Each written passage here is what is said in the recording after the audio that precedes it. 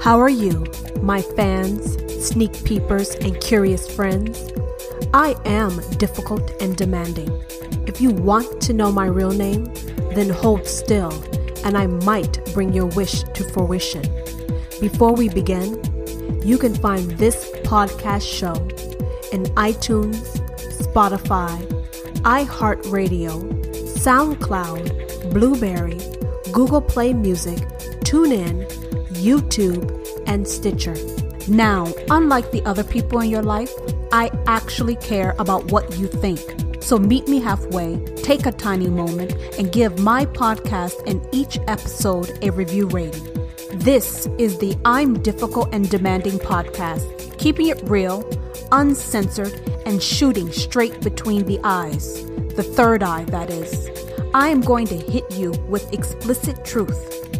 This solo show is outrageously honest and keenly witty with a view into life.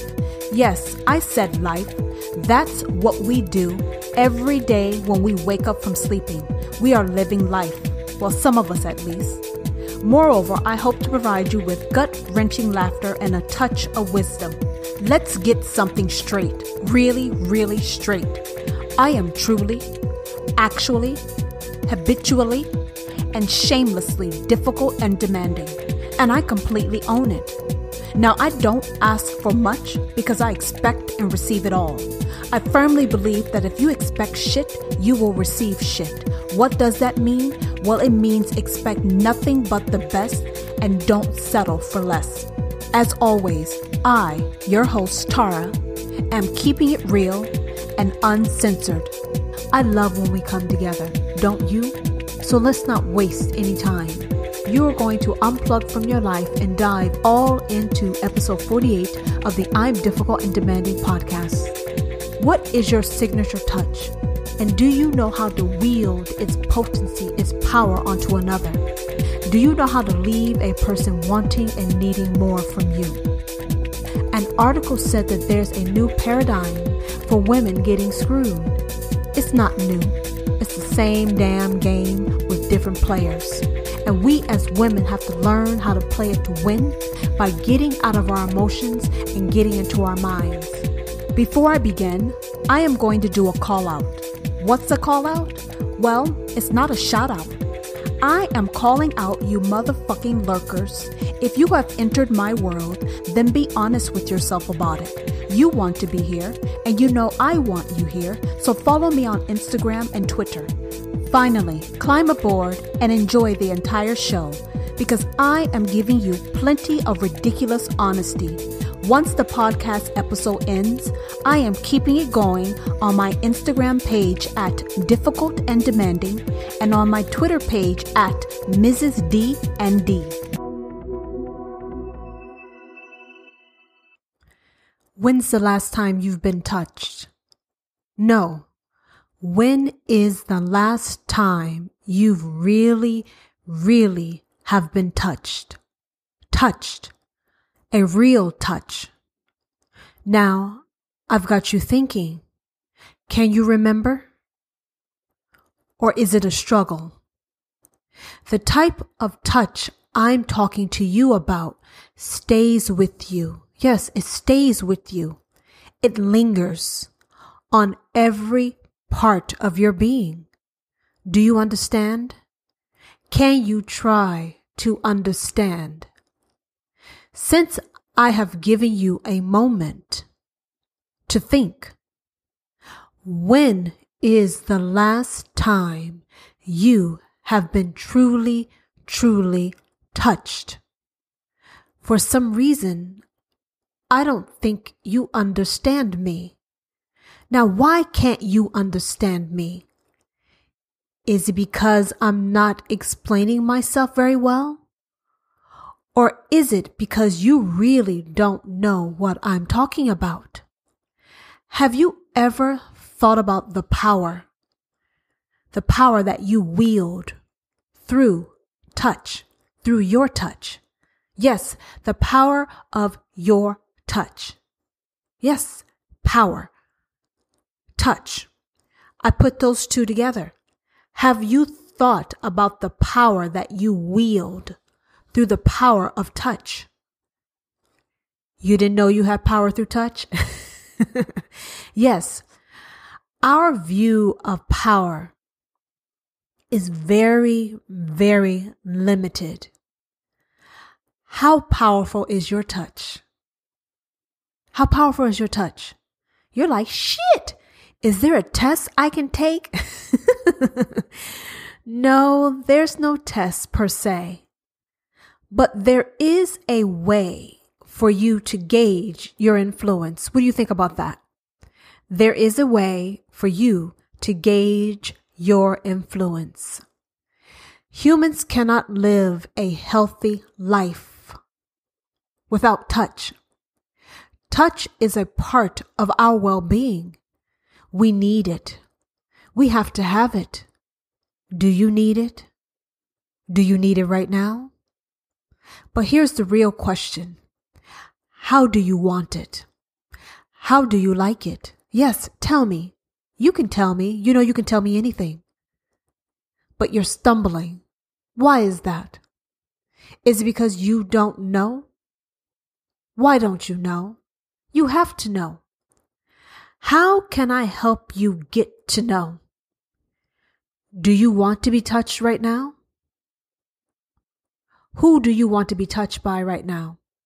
Think very, very carefully. Because you want the right person to touch you, right? You want the right person, not any person, the right person. The right person's touch can change your day. What do you think about that? Yes, the right person's touch can change your day. And if your day is changed, then this person can actually change your life. The right person can bring you back to life. Would you like your life given back to you? Huh? Oh, you're confused. Well, let me explain. No, you're right. You're very, very much alive. But you are on autopilot. You're on autopilot.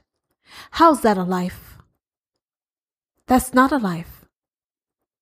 So you are actually with life, but it's time to make you come fully and truly alive. Yes, alive. Now back to what I was saying. The right touch never leaves you. When you think about it, you can relive it over and over and over again. Yes, you can relive it without the other person's presence. It's like they are there with you, but actually they are not. So would you like to know more about the power of touch? The power of your touch? You know you do. So just admit it. Admit it to yourself. Are you ready to get started? Actually, it really doesn't matter. I can't wait for you. So we're going to do this shit. What do you think? We're going to do it. One way or the other, we're going to do it. And you know how we're going to do it? Because you're going to sit back and listen and go along for the ride. You ready? What's so magical about a touch? Yes. Magic and touch. What's so magical about it? Is it the pressure? Is it the texture of the hand? Is it the rhythm, the pace? What is so magical, wonderful about touch? Well, depending on who it's coming from, it can be one of the best things on earth. And if it's coming from the wrong person, it can be one of the most horrific things on earth. What makes it so magical is that you are sharing a part of you with another. And you're sharing it in a way that's visible and a way that's not visible. It's a form of an energy exchange. And if you do it in the right way at the right time, in a manner that is needed most by the person that you're touching, you can alter their day. You can alter their point of view. You can alter their world. And that's what makes it so positive or makes it so magical. Its influence, its very influence can have a real impact on a person's day, on their life, on their being. And that is something that we really don't think long and hard about. We shake hands, we pat each other on the back, we may caress, we may bump into all these different forms of touching. But we don't put much thought and energy into what we're sharing. Are we sprinkling magic? Or we're giving heavy loads of hell? You got to think about that. Because who you are at that moment in time, when you actually touch another, that is what you're sharing. And if that is not how you truly want to feel, then I would exercise the utmost caution on who I'm touching, how, what, when, where. Because you don't want to share that with them. You want to get rid of that shit so you can be in the right state of mind that is conducive to you being the best person you can be. So how can two different people that touch you in the same way, in the same place, everything's the same, except for the fact that they're two different people, and it feels so different? Have you wondered about that? Everything is the same except for the people. And they touch you exactly the same time of day, the same place, the same pressure. Everything is the same, hypothetically. And these two different people can make you feel so different. They can make you feel agitated, loved, comforted, threatened, all through the same type of touch. Now, how is that? I'll tell you how. It's that person's energy. It's their aura that is sending the true power, the true magic of that touch is coming through from their aura, who they are as a person, who they are at this moment in time, what is going on in their life. All that comes through with their touch. Now, the hard part is most of us cannot read a person's touch. Most of us cannot decipher what is being shared by that person through their touch. We allow these people to touch us and we just move on with our day without taking stock of what you have just collected. Have you collected happiness or have you collected misery? Yeah, you can pick up on that because it's all vibes at the end of the day. So if you were anything like me, I exercise the utmost caution on who I touch and who I allow to touch me. Because I don't want to bring anything home that I haven't volunteered to motherfucking purchase. Do you understand? I don't go around pooper scooping shit. A pooper scooper is someone who goes around picking up shit. I'm not picking up shit. And I'm not picking up other people's shit. I am looking through my third goddamn eye when it comes to who I'm touching and who I allow to touch me. And I suggest you do the same. Now, what is your signature touch? Signature touch. You don't know what the hell I'm talking about, do you? Well, I kind of hinted at it with the last thing I talked about. Your signature touch, it's like a fingerprint. Each human being on this earth has a unique fingerprint. And a fingerprint is something that you cannot change. But we also have an energetic fingerprint. Which is unique to who we are as a person. So in addition to the day-to-day things that you have to deal with, circumstances, environment, and people, you have your own innate aura, signature, spirit, personality. And that comes across in how you touch. Your history, your background, every and anything you have encountered, experienced, thought of, all that's put together in a package. And that package comes through with your touch. But this information is actually communicated through your energy, how you touch that person and what you transfer over. So you want to really think about what baggage you're carrying with you, what you are going through during the day. Because if I've told you you have a signature touch, when you go around touching people, you want to make sure that you touch them in the most positive, loving way that it stays with them. You don't want to leave them with some bullshit. You don't want to leave them with negativity. You don't want to leave them with discomfort. No, you don't want to leave them with that.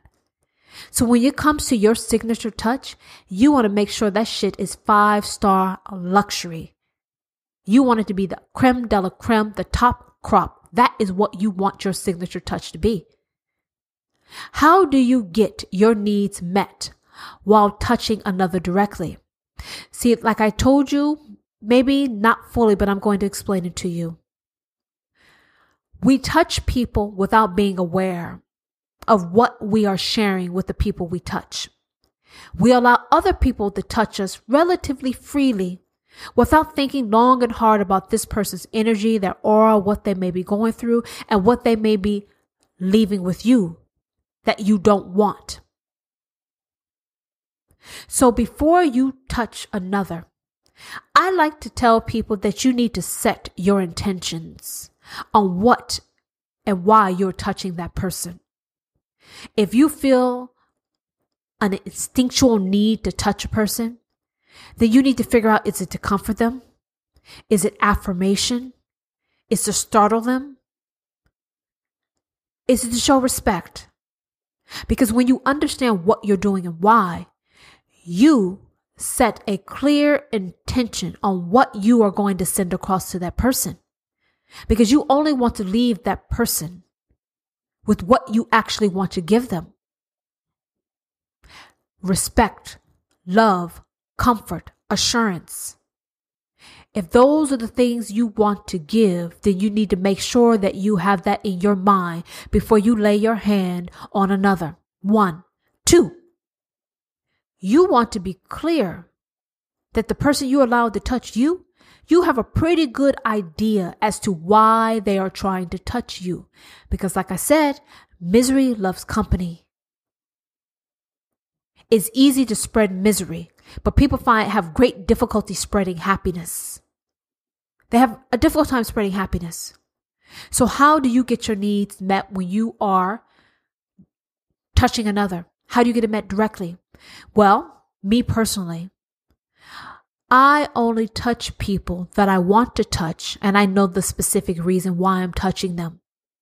I also know that if I touch them, I run the risk of them wanting to touch me back. So I use very clear judgment on who I am touching and why. And I make sure that I have a pretty good idea of what I'm going to receive from that person who's touching me back.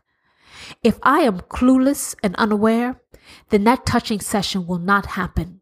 Whether it be a hug, a pat on the back, a brush, a caress, a scratch, whatever. Because I don't want to pick up on anything that does not belong to me. If someone wants to be miserable, if someone is miserable, they can keep that shit. It's not coming home with me. But if that person wants to share peace, love, respect, kindness, you can share that with me all damn day. But I'm not picking up anything negative that doesn't belong to me. So how do you get your needs met directly? Well, don't let people touch you unless you have a pretty good idea who and what they're about and what they're going to share with you through their signature touch.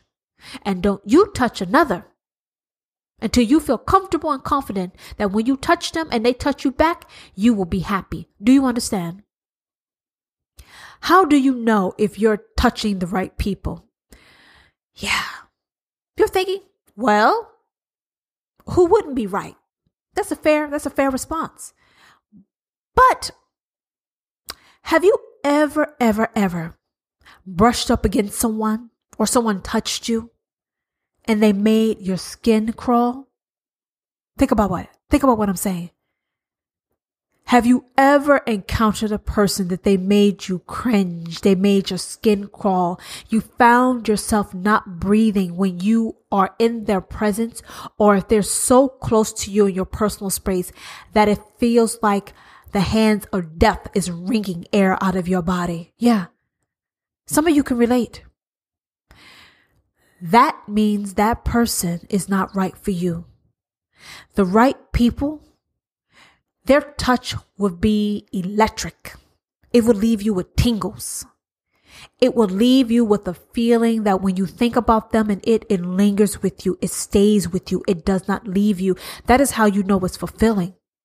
But if someone touches you and you can't remember anything about their goddamn touch, You don't know if you're touched, what it felt like. You don't remember any pertinent details. It's like it never happened.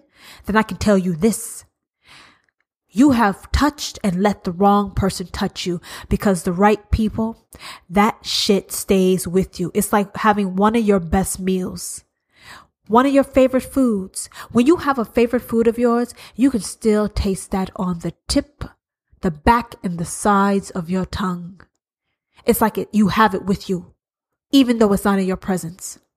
That's how the right people feel. They stay with you, whether they're physically present or not. And when you think about that touch, that hug, that caress, or whatever you got from them, that shit is real. It's so real that you can still feel it without that person being present. That's how you know you got the good shit. That is how you know. But we don't take the time and energy to think about what am I getting from this interaction, this touching from another? We don't think about that. We just go through the flow and just think touching is as simple as our eyes blinking. But you know that there's a lot of things that go on behind the scenes to have our eyes, quote unquote, automatically blink. So if even blinking of the eye or a heartbeat is not that simple, then you should understand touch is not that simple. You should understand that you have a unique, energetic signature touch that's for you and only you. You don't go around sticking your fingers in electrical sockets because you know your finger doesn't belong there. You will get electrocuted. Well, you shouldn't be putting your hands or allowing others to put their hands on you unless you know it's a match, it's a fit, it balances, it works. Otherwise, you will get shocked. And being shocked goddamn hurts. So you want to be aware of what's going on. So what is a touch? Is it merely your hand? Is it the pressure? Is it the movement? Is it the temperature? What is it? Is it skin to skin? Is it skin to clothes? Is it clothes to clothes? What is a touch? A real touch. I would say it's all of the things that I mentioned, but the most critical detail is that energetic exchange, that energy, that vibe that you get from that person. It's the energy, it's the vibe you get from that person. We all have hands, most of us, and they pretty much function the same with most of us.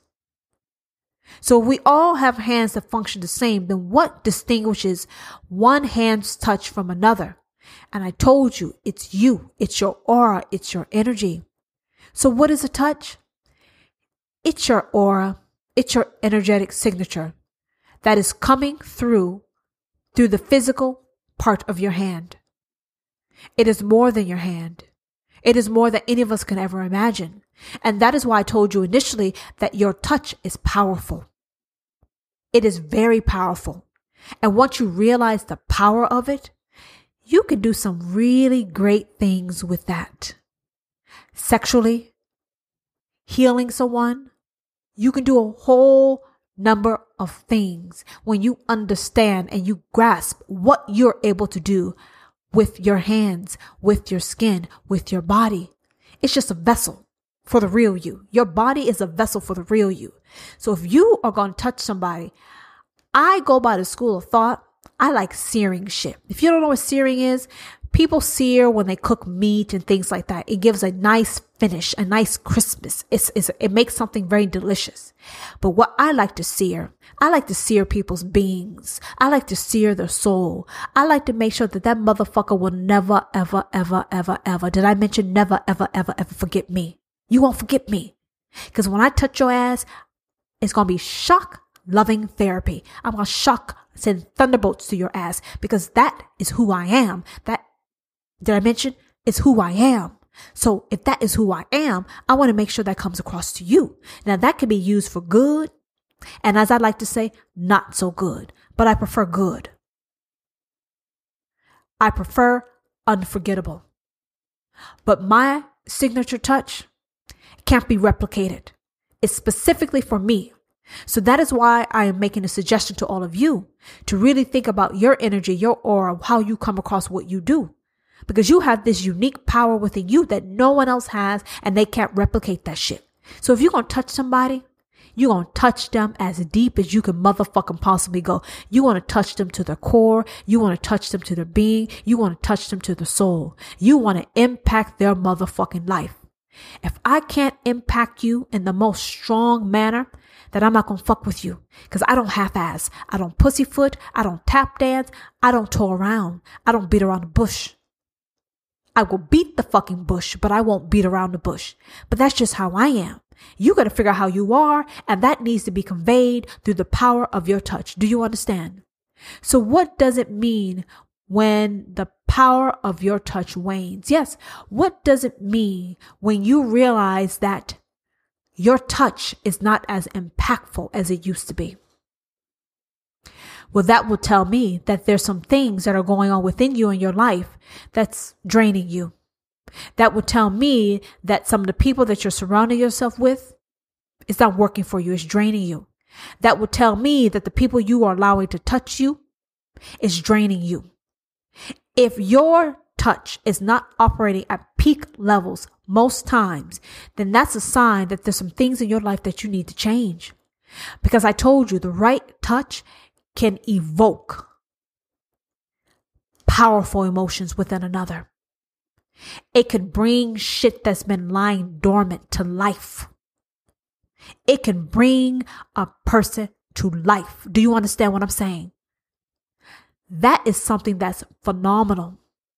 That is out of this world, that you can impact someone so much that you can awaken them from the inside out. It's like a jump cable. It's like a jump start. And a few of us need a fucking few jump starts because we're walking around like robots on autopilot. Yeah.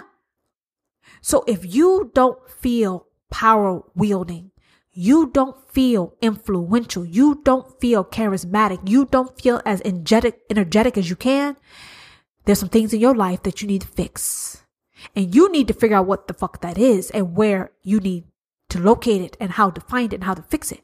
Because you want to operate at your best. Because the more you touch people in a loving, wonderful way, the happier they are. The happier they are, the happier they make other people. And then the world becomes a much happier place. What do you think about that? Do you agree? I hope so. So how do you maximize the potency of your touch? Well, I just hinted at that. You want to be fully aware of who and what you are, how you're feeling, how your life is going. So many different variables and aspects. You want to feel good on the inside. You want to be clear on why you feel good on the inside. And you want to be self-aware about who you are as a person. And then when you put all that shit together, then you start looking for people who are right for you, that you want to touch and that you want to be touched by. But each time you touch someone that really you shouldn't be touching, you lose a part of your potency. Yeah, you lose a part of it. It starts diminishing. And the only way you can replenish that is by being around the right people who help give you life, who gives you vitality. When you're around people who are sucking away from you, your potency of your touch, of your signature touch, it wanes. You don't want to be giving off no weak shit. You want your stuff long and motherfucking strong. Do you understand? That is how you want to come. You don't want to be weak. The weak, you know what happens to the weak? They get broken. They get walked upon. So you want to be your strongest, your brightest, your most vibrant self before you touch another or allow anyone to touch you. What does it mean when the thrill is gone in your relationship as far as touching? Yeah, I took a pause there because I wanted you to think. Some of you are in relationships and the feelings and the touching is started off hot, passionate, desirable, wonderful. But where is it now? It's gone, isn't it? Why is it gone? The stress of life, marriage, kids, work. It doesn't matter the reason you choose. Whatever, if you replace that reason, you're going to replace it with another one. You get rid of the reason, you're going to replace it with another one. But the fact is, the person that you're with, that person should help replenish you, give you life, bring you back to life, despite what's going on externally of you. So if you guys cannot recharge each other's batteries and bring each other to life, that means you're no longer right for you, for each other. What may have worked in the beginning, what may have worked in the middle, that shit's not working anymore. You've changed. Both of you have changed. And now you don't vibe. You're not vibrating. You're not vibing the way you used to. So when you don't vibe with the person, naturally, the thrill of your touch will also decrease. So if you don't feel butterflies, electricity, and all those wonderful things that you used to, by telling yourself some bullshit like, this is what life is about, this is what it is, this is how it's going to be. No, that is what it is because you choose to allow it to be. Now, either you fix the shit or you move the fuck on. If you can't fix it, great. You guys will start vibing before, even better.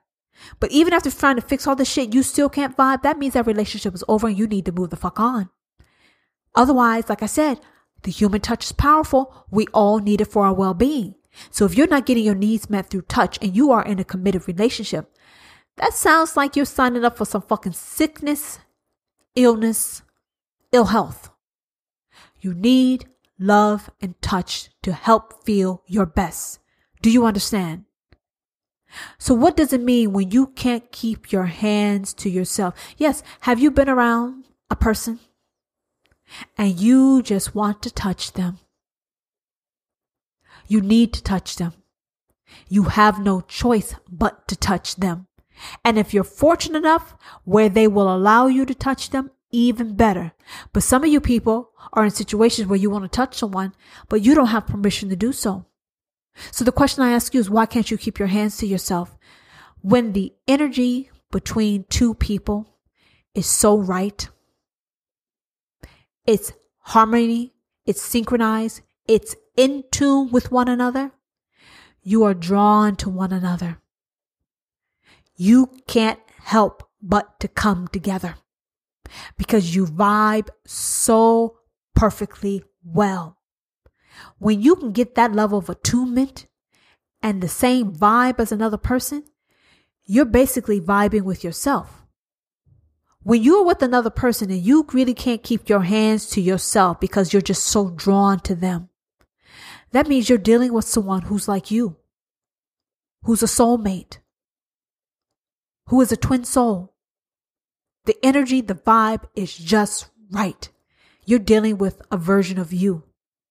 And that's why you can't keep away and you can't keep your hands to yourself. Now, I'm talking about something on a spiritual basis. Some of you people are thinking about sexual. Yeah, but with sexual, you get the temporary relief. But as soon as you leave that motherfucker, that shit has left you. I'm talking about a touch that stays with you for hours, for days. That when you think about it, you feel like the person's with you. You relive it over and over again.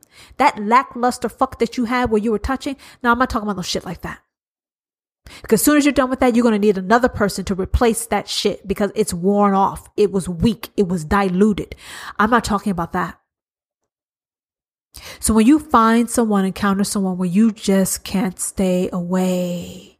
And when you touch, you cannot part. Did you hear what I said? You can't stay away from each other.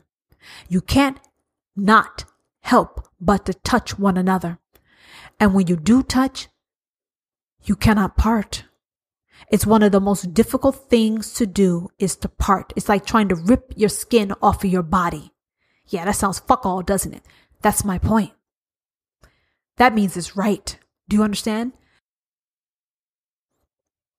Can you change your signature touch? No, you cannot. You could pretend like you've changed it. You can try to lock it away, dilute it, attempt to manipulate it. But that's like you trying to change your personality, your spirit, and your soul. You can't do that. You cannot do that. If you can't change your fucking fingerprints, You can't change your personality, your being, your soul, who you are. You cannot change your signature touch.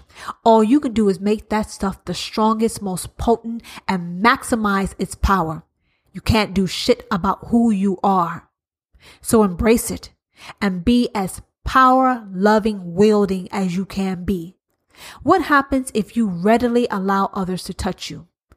If you allow any and everybody relatively touch you, they're going to be leaving you with some things that you don't want, some things you do want, some things you're not sure you want, but most of it is not going to be for your benefit. It's like you don't get in the car with a stranger, do you? No, that puts you at risk. So when you allow other people to touch you and you're not sure about their state of mind, their intentions, you are basically getting in a car with a stranger and putting your health, your well-being at risk, in jeopardy. You don't want to do that. You want to protect your energy. You want to protect your power. You want to use it with discretion. If you had a vault full of gold, would you leave that door open for people to come and go? No. Well, your energy, your touch is like a vault of gold. You wouldn't let any and everybody come in and out, in and out, in and out. Well, you need to look at yourself like that also. You need to look at yourself like that also. And you need to hand yourself out with maturity, with love and discretion. But not everybody is able to handle and deal with what you got to offer. And you have to be able to discern that. So what happens when you're touching the wrong people? Well, when you touch the wrong people, you're going to lose a portion of yourself. You're going to feel depleted. And when the wrong people are touching you, you're going to feel even more depleted. And that is how the potency of your touch that changes. So you go from being a sear your soul type of motherfucker to a watered down, I don't know who the fuck you are, don't touch me, who the fuck was that, and what was that type of person. You don't want to do that. That's weak. That's half-ass. I believe you're going to touch somebody, you're going to thunderbolt and lightning that motherfucking ass. Just zap them. Just zap their ass. They be like, ooh, what happened is me happened. Tara happened. That's what happened. That's how you want to leave a person. You want to leave them riveting. You want to leave them on the edge. You want to leave them wanting more. You want to leave them wondering, what the fuck was that? And how can I get some more of that shit? That's how you want to leave people. If you're leaving people in a mediocre, mundane status, that means your power of your touch is weakened. That means you're depleted. That means you are engaging with the wrong people and you need to get your shit straight. Touch people in the most impactful way so we can help make this world a better place. What's wrong with that? So that's all I have for this part of Coming to My World. I'm going to be talking about something in the news, but please think very long and hard about what I said. Too many of us are depleted. Too many of us are deprived. Too many of us have settled. Too many of us are confused. Too many of us are lazy to do shit about it. You want a better life? Make yourself a better person. And in turn, you becoming a better person, you will help make other people better. And it will go forward multifold. Okay? So stay tuned for something in the news. This is the final part of my 3-part series. So please make sure you listen to episodes 46 and 47. So in this part, we are focusing on what's being called a new paradigm for women getting screwed. And they're getting screwed in the traditional way, and they're getting screwed in the other traditional way. And this article is going to help you find out what those are. But if you're really astute and smart, which I'm sure all of you are going to be able to figure out how women are getting screwed according to this article. This article said that for successful women in Silicon Valley, the drug and sex party scene is a minefield to navigate. I would say life is a minefield to navigate. And when you find yourself on other fields that is also a minefield, it makes things even more complicated. But life in general, for people who are considered the underclass, it's a minefield, and it's the truth. And whether it's drugs and sex, whether it's just living day-to-day life, unfortunately, for the rest of us, it is a minefield to navigate. The article said that it is not a matter of Bay Area tech women being more prudish than most. The problem is that the culture of sexual adventurism now permeates Silicon Valley, and things tend to be more consequential for women than for men, particularly as it relates to their careers in tech. We all know, and I don't know if it's because we're on the coast, there's always been different standards, different rules for people, including men versus women. And if it's still considered a male-dominated world, which I think it is, and we're working very hard to shift that balance, shift it to a point of balance. But with stereotypes and all other expectations as far as gender roles, that has always been the case. Because of laws in the workplace, it gives you the impression that things are equal, but things have never been equal, which is why we have the laws. And even though the laws exist, you can't change people's belief system. You can't change how they think and act. So yeah, there is a double standard. There is a double standard for women. But you can take a few different approaches. One, you can be unhappy with it and rebel against it. Two, you can look at it and realize, okay, things are changing. It's not changing fast enough, but this is the circumstances that I have to operate in, and I need to maximize it to my ability, to the most of my ability. Or you can pretend like it doesn't exist and just fall into the fold. But what point am I trying to make? The point I'm trying to make is it takes time for systems, belief systems, people's notions and how they operate in the world. It takes a long time to shift the shit. It's little small shifts that happen that eventually gets things to turn around. But we're not there yet. So as a woman, you have to be very astute and even more savvy than a man, unfortunately, because you're a woman. You have to. You have to be 10 steps ahead just for the fact that you are a woman.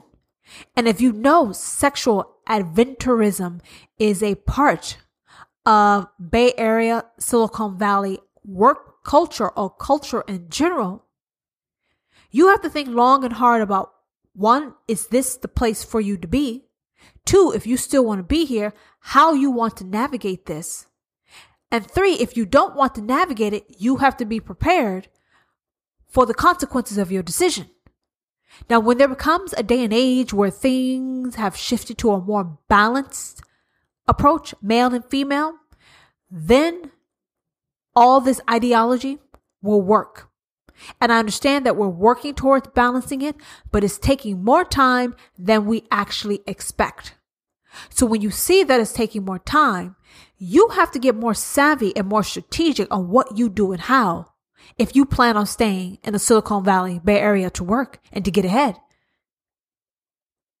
We cannot be caught up in our feelings about something that we cannot change. And as long as we're doing our part to change what we can, you still have to operate day to day. So if you got to operate within this madness, then the least you can do is become savage on this shit. Savage, which means you look out for you and you play the goddamn game to win and minimize your losses and risk. Do you understand? A multiple time female entrepreneur who is or was familiar with the sex party scene talked openly about her sexual experiments and her open relationship. Yes, she shared this with the author of this article. Okay. She said that As a female entrepreneur, she is acutely aware of the harsh reality that as a woman she faces. She says she faced so many challenges that men, they don't have to. And what she has found that for a woman, pushing private sexual boundaries comes with a price. Let me tell you something. Life comes with a price.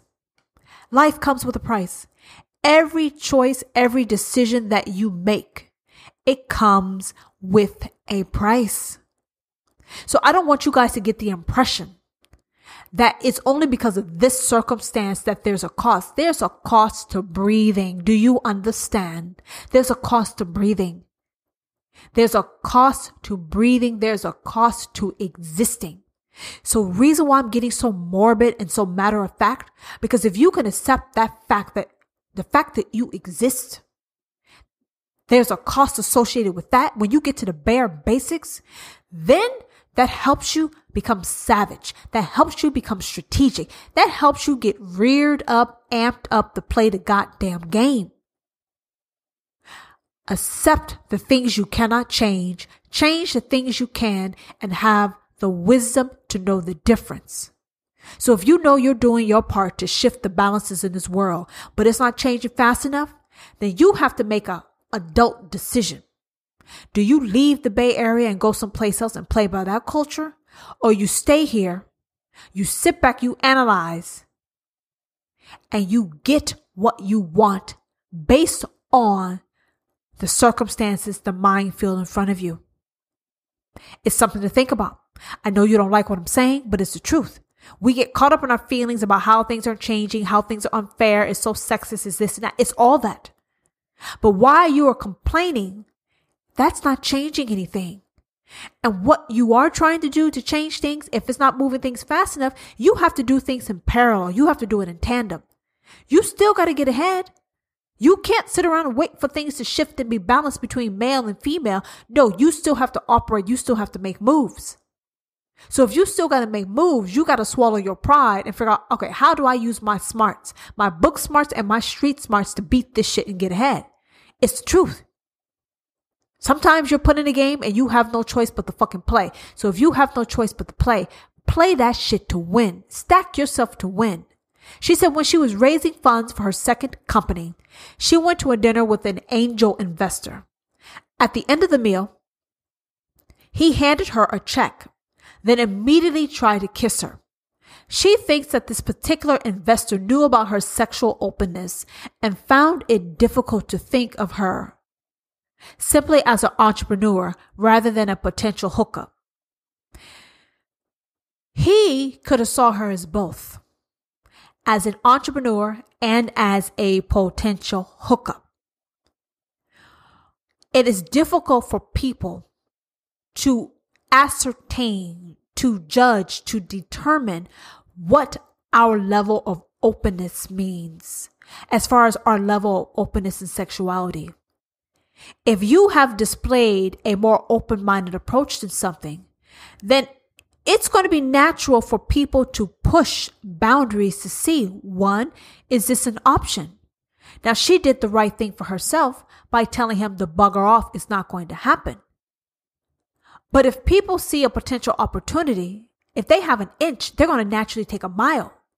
So instead of feeling marginalized by his bullshit by trying to kiss you, you have to understand that he didn't know where your level of openness began or ended. How would he know that? He's not a mind reader. So, as with all decisions, there's a cost. So you have to change the way you look at it. You can look at it as a sick, twisted motherfucking compliment. And you can also look at it as, you know what? He tried. He failed because I put a stop sign on his ass. And I'm not going to change how I live my life for him or anyone like him. But I will understand that part of who I am and how I live my life is going to come with these side costs. It's no reflection on me. It's no judgment on me. But people are going to try some shit because that is what human beings do. And if they get away with it, great. If they don't, great. But he tried and he failed because you handled your business. So don't leave yourself feeling second class, marginalized, or something like that because of the bullshit.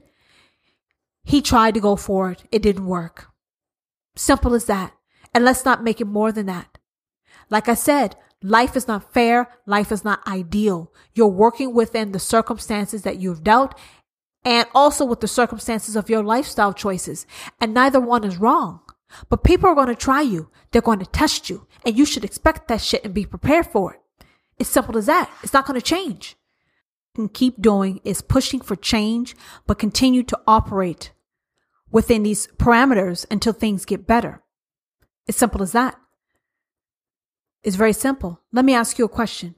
If you were at a gas station and you were pumping gas as a woman and a man came up and tried to hit on you or kiss you and do some stupid shit, what's responsible? Who's responsible? Is it you being a woman?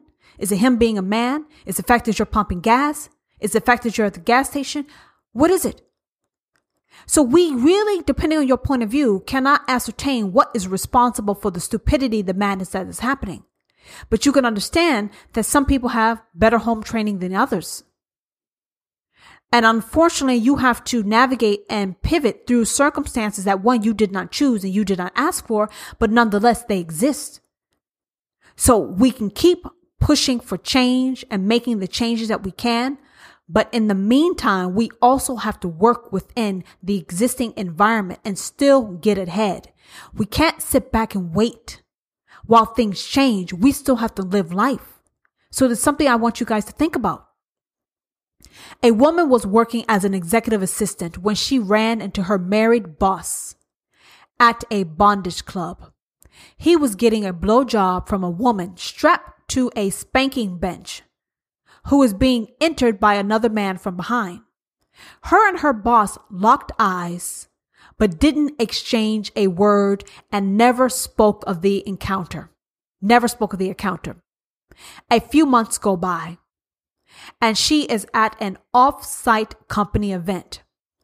And another married man, another married colleague approached her and hits on her. She says to him, "What are you doing? Don't touch me. And who are you?" Then he says to her, "I know who you are. The other guy said you like all of this stuff." Someone outed her and she quit. And she said that the trust works one way. Guys, life is not fair. It should be fair. It's not fair because human beings are involved. Do you understand? Human beings are involved. So if you accept the fact that life is not fair, then you have to determine, how do you play this goddamn game to win? She quit her job because she was outed. Yeah, it's an unfair circumstance where people are looking at you like a sexual object and talking about you behind closed doors, open at a work environment that where it can impact your pay, your promotion, your opportunities. But the funny thing is, they were also doing some things that they shouldn't be doing, the men. So either you can play a devious game to win, or you can quit like her. But before you make a rash, impulsive decision to up and quit your career and job, you want to think that through. You want to think it strategically. Because as far as I'm concerned, that's a sexual harassment lawsuit. That is an abuse of power. That she will have to prove. But if she controlled her emotions and played her cards right, she could have got her sweet revenge, as I like to call it. She didn't want to deal with that, and I understand, because that would be an uphill battle and fight. But just like she was being exposed, she can also expose. But the question is, do you have the temperament, the bandwidth to put up that fight, to go up against it? But you cannot allow people to think that they can marginalize you, expose you, exploit you because of something you choose to do. It's a double standard. Now you can stand in your truth, or you can leave. But the fact is, if the Bay Area is so sexually revolutionized, you should have held your head high, stood with your heels into the ground, and made your way through. And then what you do on the side is you go get self-defense martial arts classes so that the next motherfucker who touches you, that will be the last son of a bitch they try to touch. That's a different approach. You have to determine what price you're willing to pay to live your life of your truth. And if you like going to bondage clubs and an area that is small, that you run the risk of running into someone, you have to understand that you have to be prepared for the consequences and risk, and you have to navigate. You have to handle that shit. Now, she may have felt that leaving her job was the right thing to do, or maybe it was impulsive. But whatever you choose to do in life, there are consequences to it. Good and bad decision, there's a consequence. And you need to be prepared to pay that price. And if it's your truth, if it's something that brings you happiness, a bondage club, then you need to be prepared to buck up, to fight for yourself and what you believe in. Don't cave because there's double standards. Don't cave because people are playing by other rules. Don't cave. Stand in your truth. Stand your ground. It will make you stronger. And if you don't feel like you can do it, then fine. You part ways, you walk away. But never lose a piece of yourself and who you are because of some other people's bullshit. Don't let them have that. Don't give them that shit. She said the trust works one way. She assumed that there was trust. And I don't know if that was a naive move. You see, the boss played her. He wanted to see what she would or would not do. And when she acted like it never happened and they never spoke about it and they continued to engage, he considered that he had the upper hand, being that he was the boss. She should have leveled the playing field instead of acting like what happened never occurred. Now that's a tricky thing, because if she brings it up to the boss, he may think that she's trying to hit on him or engage in some shit. So that's a very fine line. I would have worked the motherfucking boss over to get a transfer and move on to some other shit. When you have an opportunity, whether it's something you asked for or not, in the ideal circumstances or not, you got to really think about it from all angles to see, how can I win from this shit? I don't feel she's actually won because she's quit her job, but if that's really what she wanted to do, then I guess that's fine. But I hope that she didn't make that decision in a hasty way, because then they won and then she feels like she's lost. So you got to think about things from all angles before you decide to give up something so treasured and so valuable, which is your career. You don't want to do that. She said, I'm supposed to be in this industry where everyone's open and accepting. But as a woman, the punishment is so much more severe and so much more unknown. She can look at it as a punishment, or she can look at it as a jerk trying to take advantage of the situation and handle them accordingly. You can't stop people from being assholes. All you can do is get geared up and ready for when that son of a bitch or whoever approaches you so you can handle it. This is one of the unfortunate things of being a woman, is that we encounter harassment type of behavior, but we can't let our emotions get the better of us. We need to check those son of a bitches and handle our business. She said there is a female entrepreneur that says she can't count the number. She can count the number of men who've told her, or she can't count the number of men who have told her how lucky she is to have so many eligible men to date in the male-dominated tech scene.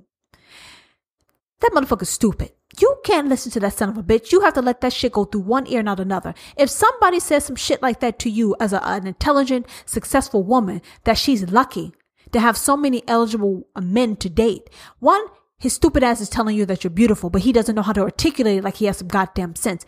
3, you should just ignore his motherfucking ass, because clearly he is deprived. And by what he's saying to you, you know why he's going to continue to be deprived.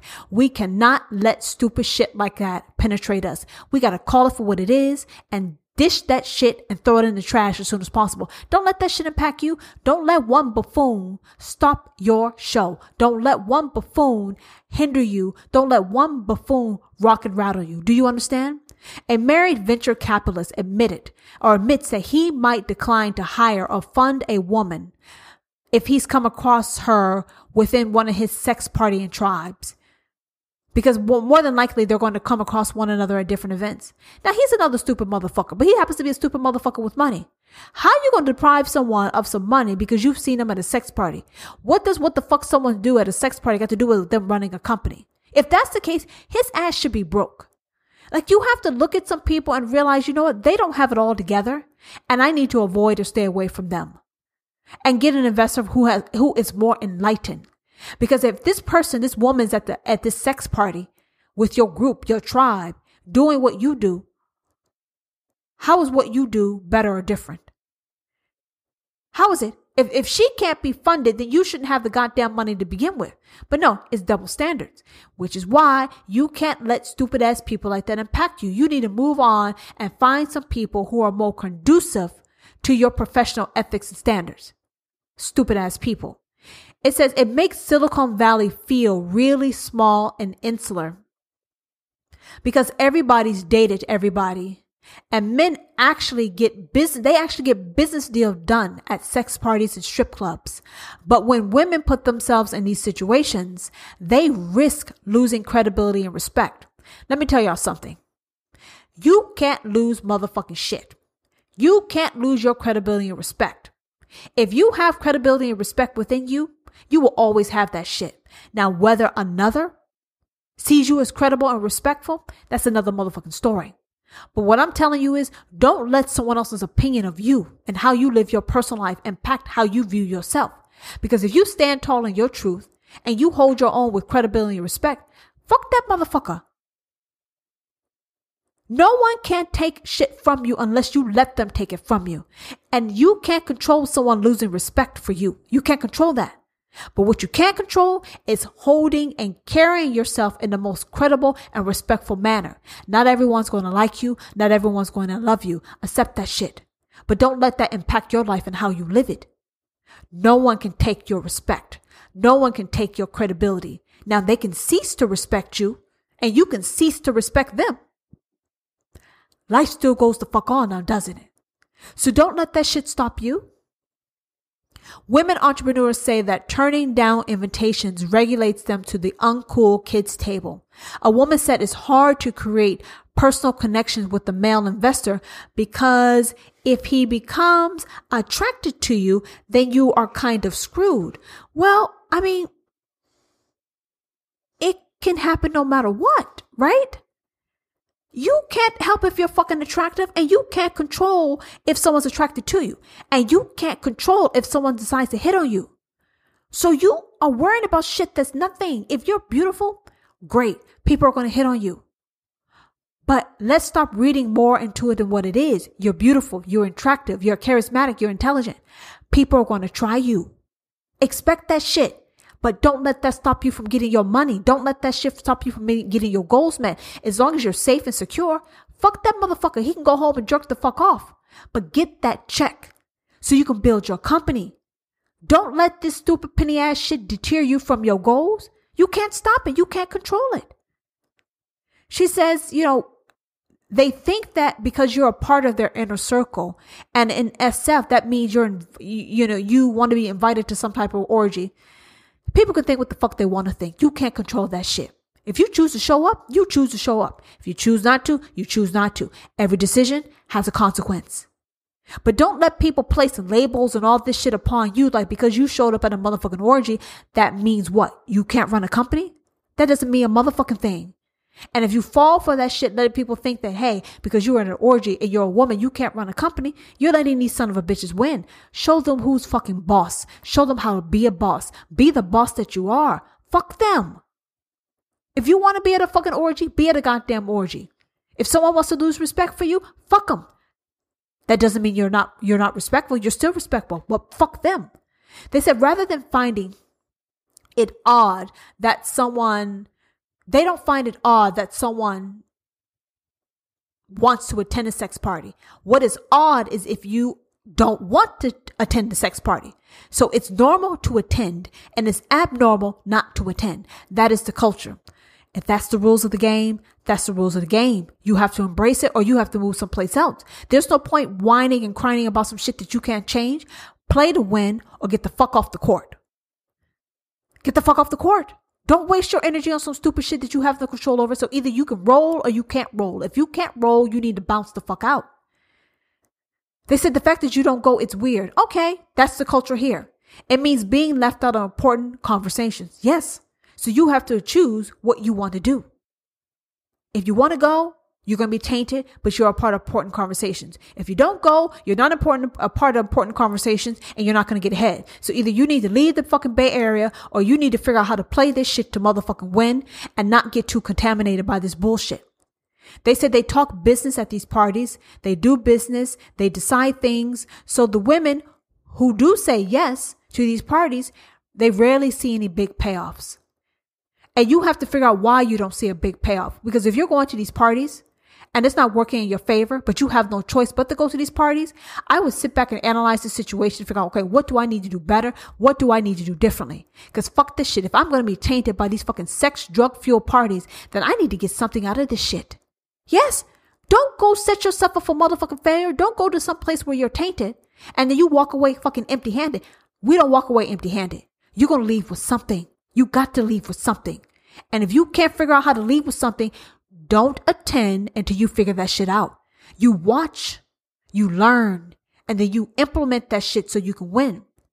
They said there is a desire to be included and invited to these kinds of things. And sometimes it feels like it was productive to go so you can cultivate relationships and get ahead. But over time, you realize that it's not true. It's false advertising. What you think you're going to get is not actually the case. It's not actually the case. They said it's really risky. And women should think really long and hard about whether you want to be in that circle or not, whether you want to play the game, because you can't back out. You can always back out. You can leave the Bay Area and do with a culture that's more conducive to you. If this is the bullshit that people want to do around here, you can't change that. So either you stay out of it and accept that, you play in it and deal with that, or you bounce and get the fuck out of it. Those are your choices. One woman said that there is an unfair power dynamic. There's this undercurrent of feeling like you're prostituting yourself in order to get ahead. Because if you're dating someone powerful, it can open doors for you. Let me tell you some real shit. Whether you're dating someone in a professional environment or you're dating someone outside a professional environment, at some form or another, we're prostituting ourselves. You're giving yourself away to get something in return. It's an exchange, an interchange between two people. The question is, why are you doing it? Are you doing it for love? Are you doing it for love and promotion? Are you just doing it because you're lonely? It's just a part of the human interaction. I'm not saying it's right. I'm not saying it's wrong. But what I'm saying, when we get down to the basic levels, this is what happens between human beings. You're giving up something for something in return. Now, if you're not getting something in return, that's a different motherfucking question. Because you shouldn't be giving shit until you know that you're going to get your needs met. Professionally, personally, whatever. You got to go in with a game plan and stack yourself to win. You can't assume because if I attend, that naturally, automatically qualifies me to get this promotion, to get this check. No. You got to play the shit to win, and the people who are winning, you got to study them and watch what the fuck they do and master that. If you can't master the game, get off the court. Don't be a part of the team and go some fucking place else where you will be happy and you could thrive in that environment. Do you understand? If you participate in these sex parties, the person said, don't ever think about starting a company or having someone invest in you. Those doors get shut. But if you don't participate, you're shut out. You're damned if you do, you're damned if you don't. Yeah, that's true. So if you're damned if you do and you're damned if you don't, then what that would tell me is that this is not the right place for you and you need to move onward and upwards. If you can't make it work, you need to move on and go someplace else. Every decision has a consequence. She said the problem is that weekend views of women as sex pawns and founder hounders can't help but affect weekday views of women as colleagues, entrepreneurs, and peers. Yes, you will have some people like that. But let me tell you this again. People can think whatever the fuck they want to think about you. That doesn't make it true. It doesn't make it true. People can say whatever the fuck they want to say about you. It doesn't make it true. But if you think just because this person, this venture capitalist believes this, then this must be true, then that's some self-esteem issues you got to work on. Not everyone's going to like you. If someone thinks you're a fucking sex pawn, they can think you're a fucking sex pawn. Who the fuck cares? The only person that needs to care is you. The only person that cares about what someone thinks should be you. And if you don't give a fuck, that will come across. And eventually either this person will change their mind, keep their mind the same, or move the fuck on and no longer care. But you got to push through and you got to stand tall in your truth. Don't let someone else's other judgments and because they have money and success and power dictate who the fuck you are. You should never give someone that power. You should never give someone that power. And if you go to a fucking orgy or sex party and you like that shit, you do that shit. And if you don't like how you're being viewed or treated within the tech industry, go to another industry and keep going to those fucking sex parties. There's a cost. You have to determine what you want to do and what price you're willing to pay. And if the price that you have to pay is too steep, that means you're doing the wrong shit. You need to find something else that's more conducive to your temperament. But don't short sell. Don't shortchange yourself because someone else has some very limited, chauvinistic type of sexist type of views. Fuck that. Someone thinks you're a sex pawn, they can think whatever the fuck they want to think. Are they going to try you? Hell yeah. You always going to find some motherfucker who wants to try you. But that's why they invented stop signs. You put up fucking stop signs and you stop that shit in its tracks. Yes. Someone's trying to disrespect you, you take your fucking respect back and you shove it in their motherfucking face. That is what you do.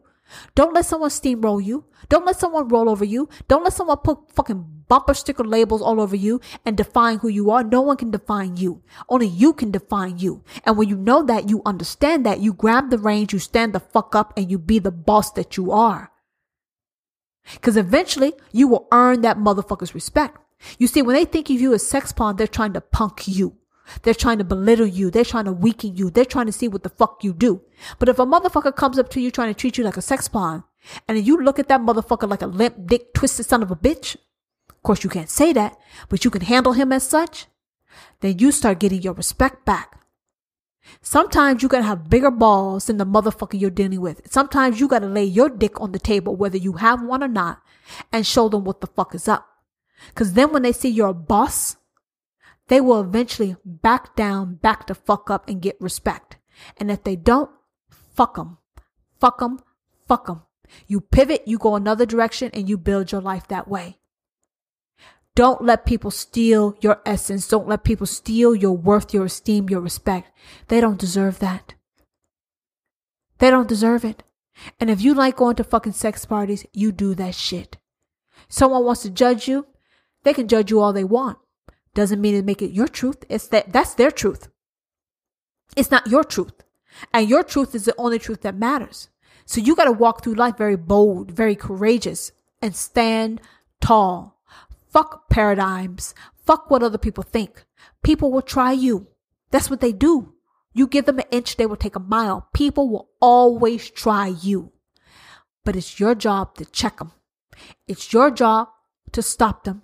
It's your job to RIP that shit, which is rest in peace, and let them know where your personal boundaries are. See, what I'm saying is that there's lack of personal boundaries. Because you're going to always have people pushed up on your boundaries, and when someone pushes on your boundaries, you electrocute their ass. You shock their fucking ass and they back the fuck up.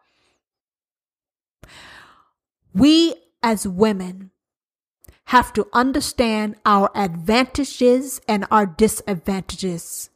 We have to understand the field that we're playing on and the people we're playing with and up against. And we have to get strategic. We have to get out of our emotions, figure out what our goals are, and plow ahead and make that shit happen. But you also have to keep in mind, if you want to be a part of the scene, then you also have to carry that luggage with you forward in your life. But what you do at the sex party, don't let someone try to define you by that shit. Don't let them. Don't accept it. Because when you digest it and you accept it, that becomes your truth. Don't make other people's shit yours. Don't poop, scoop. Don't scoop, poop. You understand? Don't be a pooper scooper. Pooper scooper means other people's shit, you are taking it as yours. Give that shit back to them and live in your truth. Don't hold your head low because you like to indulge in sexual adventure. Don't hold your head low. Hold it high.